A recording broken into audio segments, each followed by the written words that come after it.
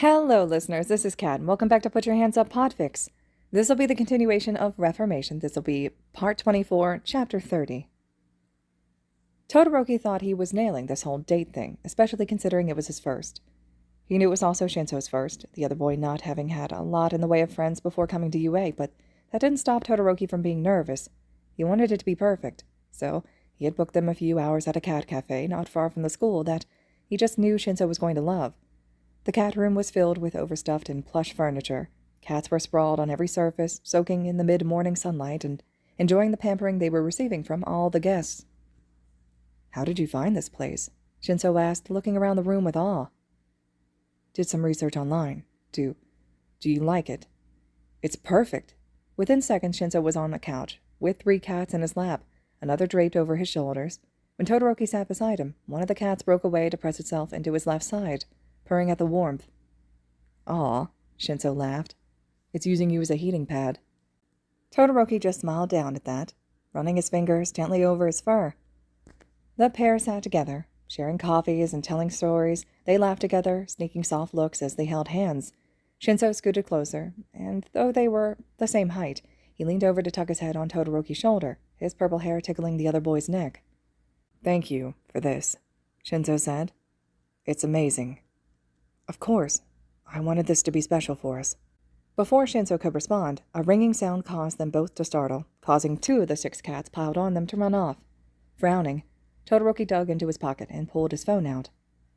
"It's my brother," he said, brows furrowing. "He doesn't call often." "You should answer then. Could be an emergency." Todoroki nodded, answering the call. "Natsuo, is everything okay?" "Did you tell your teachers about Dad?" Swallowing thickly, Todoroki felt his blood run cold. "Yes. Why?" "Apparently, a racerhead showed up at the house last night and served the old man papers. UA is suing him for attacking a student, and they've opened a case against him for child abuse, neglect, and a bunch of other stuff.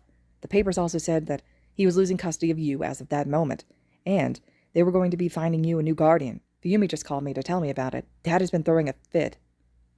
"Oh, I didn't know Aizawa-sensei had already gone to talk to Dad. I had told him everything the other day, and he said they would have to get some paperwork together before anything could happen. I guess they finished." "Damn. I would have given anything to see his face when a racerhead showed up. I bet it was epic. I'm proud of you, man. You did what none of the rest of us were brave enough to do. But I'm going to warn you right now, Fuyumi isn't thrilled. When she called me, she said she was going to try to talk to you about dropping the charges. She wanted me to back her up, and I said no." Todoroki gripped his phone even tighter. "She said that?" "Yeah, you know how it is. She wants everyone to just be one big happy family and ignore the past." When Todoroki didn't respond, Natsuo spoke again. "You went quiet on me. What's the problem?" "Well," he started, choking on his words. "When I spoke with Aizawa-sensei, we agreed that Mom wasn't really in a position to have custody of me. She and I still don't speak, and there's the matter of her dumping boiling water on my face. And since you are in college and Toya is not an option, we decided Fuyumi would be our best choice to be my guardian. She would have to move out of Dad's, but we thought that maybe she could care for me, but if she's taking Dad's side, I don't know what I'll do." There was silence from Natsuo's end. After a moment, Todoroki heard a quiet, "Ah, shit," and then Natsuo began speaking to him again. "Listen, Shoto, I am not going to let anything bad happen to you. I might be in college, but that doesn't mean I couldn't take care of you. Let me sort a few things out, and then I'll call your teacher. I'll tell him I'm willing to testify against Endeavor and lay out my plans to take care of you. If I have to, I'll even petition for custody. Fuyumi is great and all, but I don't really want her to have custody of you, not when she's so loyal to Dad." "Wait, Natsuo, you don't have to." "Gotta go, little bro. I have some work to do." And with that, Natsuo hung up. Todoroki stared down at his phone in his hand. "I think my brother is going to try to petition for custody of me." "That's great," Shinso said excitedly. "From what you've told me about him, he sounds like a nice guy, and even if you aren't super close, he'd definitely tell Endeavor to fuck off if he ever tried to come near you." "But he's only 19. How is he going to be able to do it?" Shinso rubbed at the back of his neck, thinking. "Well, most of the year you're in the dorms, so he'd only really be watching you on breaks. He'd need to have an off-campus apartment from his college, but a lot of college students do that. I bet he could make it work." "I guess so. Hey, I think our time is almost up here. Do you want to go by the library and try to find the picture Mike-sensei was talking about?" "Sure. I'm curious about it, actually."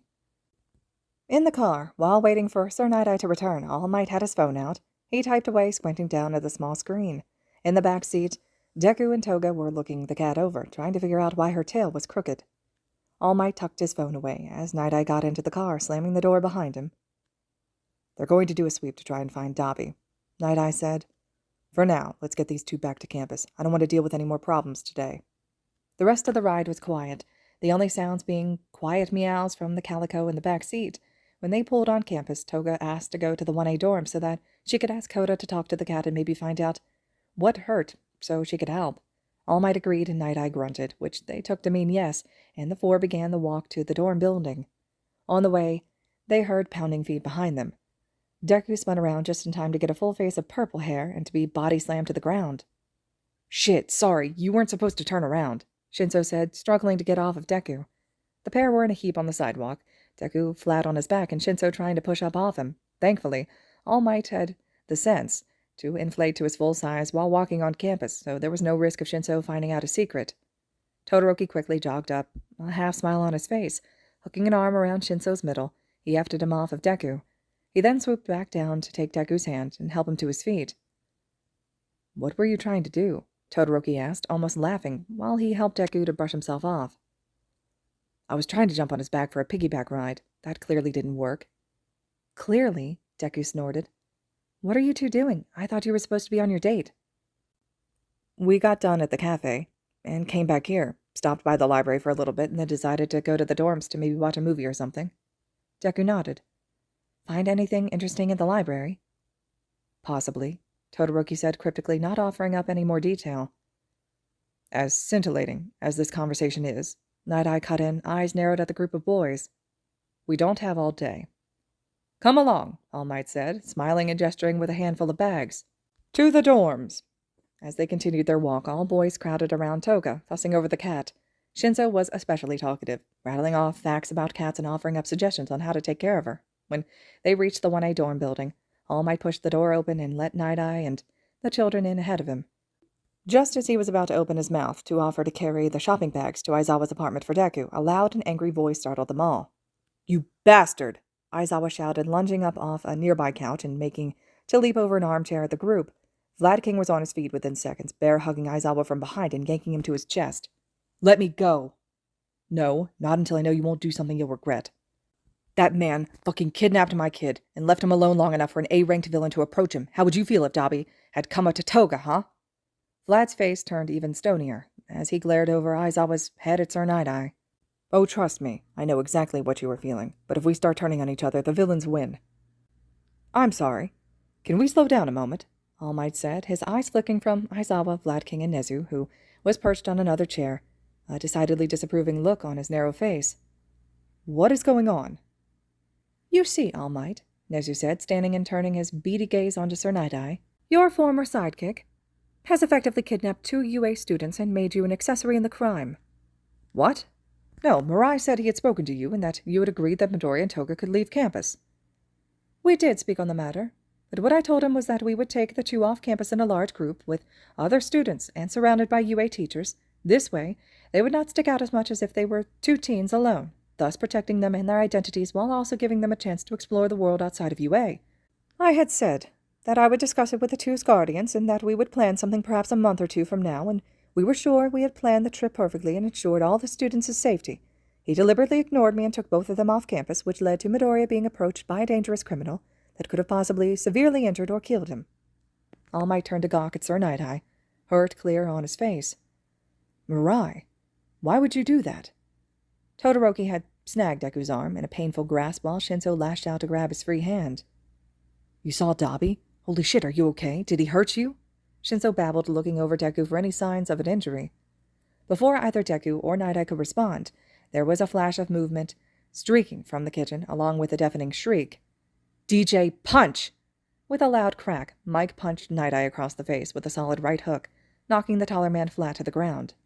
"Mike!" Vlad shouted, while Aizawa grinned. "What? You thought I was the threat to him?" Aizawa asked, nearly laughing. "It would have been better if I got to him before Zaji." Mike didn't seem to hear either of them as he swung a kick into Night-Eye's side. All Might quickly set the bags in his hands down on a nearby chair and tried to reach out to grab Mike. He deftly dodged away from All Might. "I knew something was off, but I still trusted you," Mike shouted, trying to land a kick to Night-Eye's head. "You manipulated Midoriya into agreeing. You used his kind heart against him. How dare you!"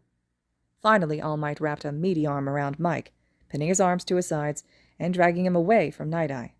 When Deku bent to try and help the man up, Todoroki yanked him backwards, hissing under his breath. "He's not worth it, Deku." "But—" Natsuo interrupted, hopping down from the chair and padding over to stand beside Deku. "Midoriya, you do see that what he did was wrong, correct?" the principal asked in a firm voice. "I mean, yeah, but I knew what was going on the whole time. He made a good deal with me, so I didn't see the issue. I didn't get hurt either, so it's fine." "Just because you can make a deal with someone doesn't mean you should. Have you ever heard the saying, making a deal with the devil? Are you comparing Night-Eye to the devil?" Natsuo ignored Deku's comment and pushed on. "When you make a deal with the devil, you may get something that you want, but the cost is so extreme it almost negates the benefits. I understand you wanted Sir Night-Eye on the Endeavor case, but you would put yourself and Toga in danger to do so. Do you see that?" Deku shrunk in on himself slightly. "I didn't think Toga was in any danger. Night-Eye and All Might were with us. Aren't they supposed to be able to protect us?" "Yes, but it was still a danger, one that outweighed the benefits. There are other ways to get extra heroes working the Endeavor case besides putting yourself at risk." "So, tell us, Night-Eye," Aizawa spat, still being held by Vlad King. "Why'd you take our kids?" Night-Eye shakily pushed himself off the ground, wiping the blood from his dripping nose. His glasses were shattered, so he pulled them off and tucked them into an inner pocket of his jacket. "Your kids? I don't remember you adopting them," Night-Eye drawled. Mike glared at him.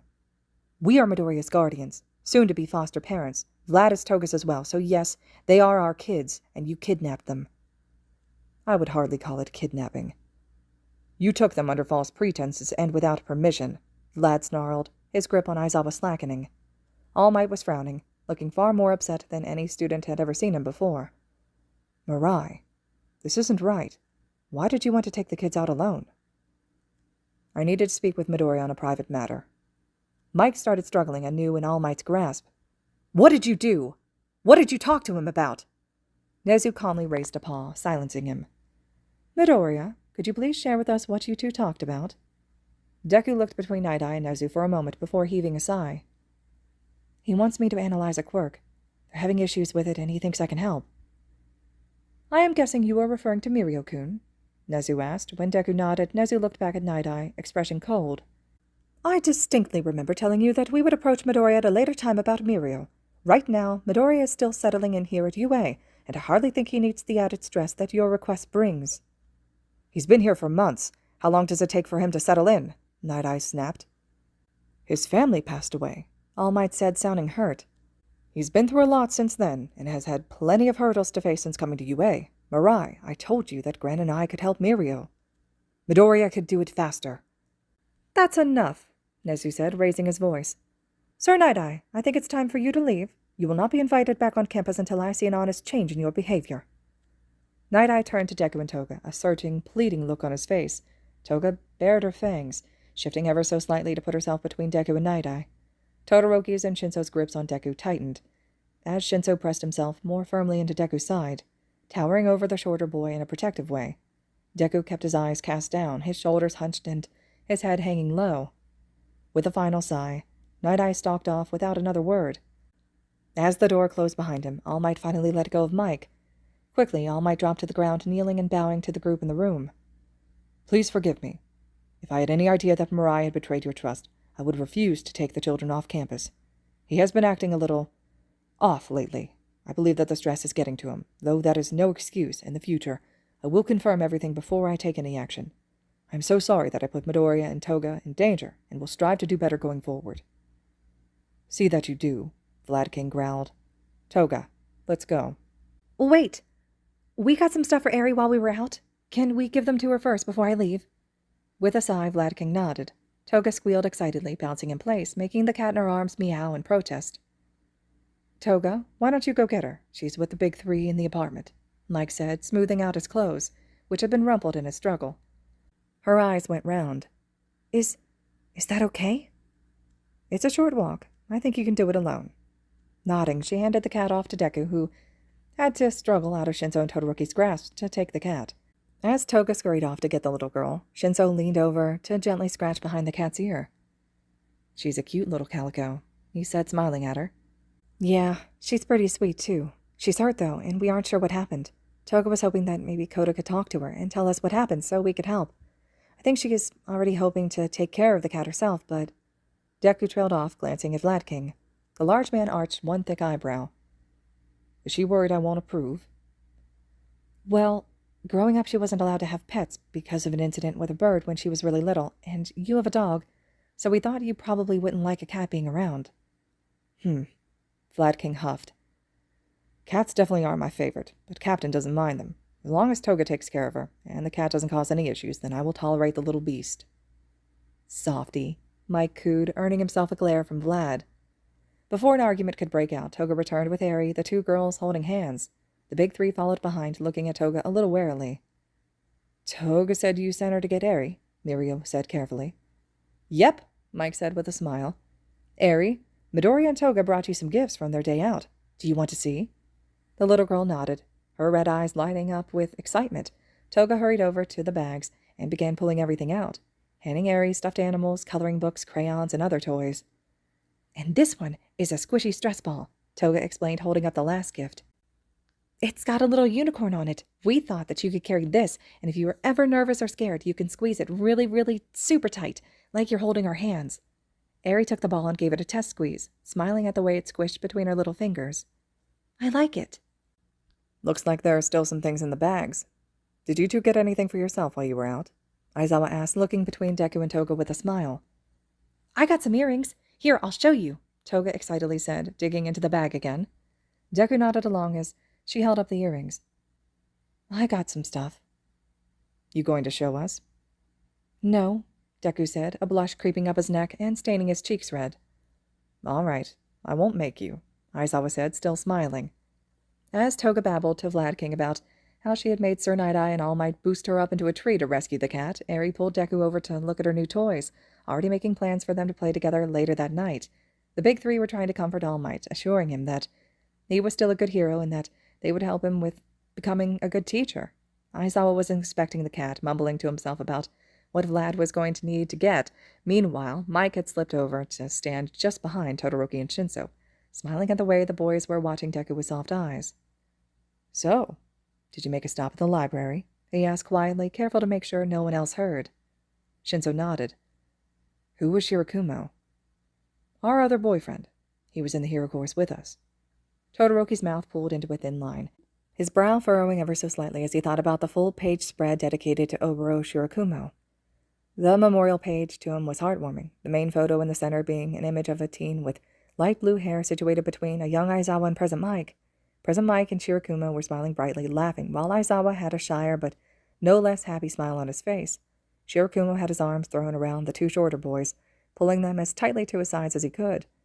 Another photo of the three, tucked down in the corner, had Aizawa in the center of the photo, glaring at the camera while Mike and Shirakumo posed on either side of him, kissing both of his cheeks. "We figured he was your boyfriend," Todoroki said evenly. "What happened to him?" "He died during our work study.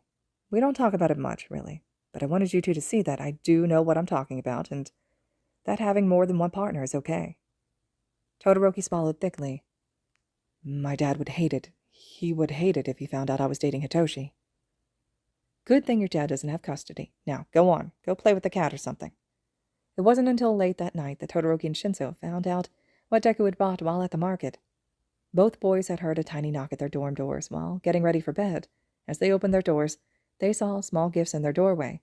Shinso found a small plush cat keychain glaring up at him, while Todoroki found a pretty kitsune snow globe. Ducking back into their rooms, the pair texted each other to thank the other for the gift, only to realize that they didn't give them to one another. Shinso made the connection first and smiled down at the cat before texting Todoroki again. "Maybe we do have a shot with Deku," he wrote. Todoroki smiled at the snow globe, thinking the same. All right, listeners, this concludes Chapter 30 of Reformation. Chapter 31 will be next. I hope you all are still enjoying it. As always, thank you so much for listening.